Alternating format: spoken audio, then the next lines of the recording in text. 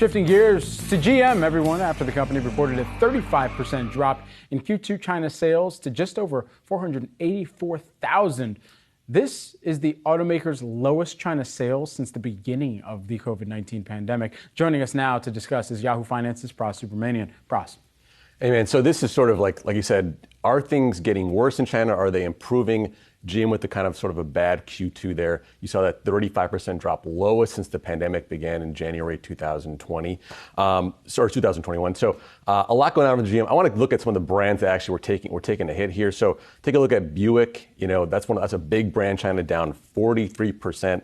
There's also Chevrolet, 37%, Cadillac 42%, and then also Wuling down 22%, so 22%. So like a lot going on there with GM. But, you know, I think I want to highlight some things that they said in the release about that Q2 was that, you know, things are improving. May was actually a stronger month for GM brands in China. So that's a good thing. And then also they saw a higher sell-through with their NEV or new energy vehicles. That's like plug-ins and electric vehicles up 13% last quarter. So there's some positive highlights there, some good things there, but overall just a bad quarter for GM and something that we've seen with Tesla having to shut down their factories, a lot of the COVID impact of component shortages. So a lot of that happening there, potentially getting better though as we move into Q3.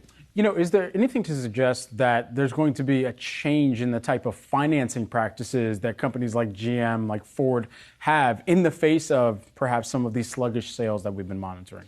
You know, I'm not aware of how they actually market that from a financial point of view, but we did see this morning that the Chinese government cut the actual the tax on certain EVs and certain cheaper cars. So that will help the GM's lower brands like Chevy and a host of other companies like Li Auto and Xpeng and things like that sell the cheaper types of EVs in China. So we'll see that help from a financial point of view. But I still think that there's still, just broader issues of just getting supply, getting people out of their homes, just spurring demand in a place where, the broad parts of the country were shut down for a large part of the spring. So this is kind of like return to normalcy here and maybe some car buying as well.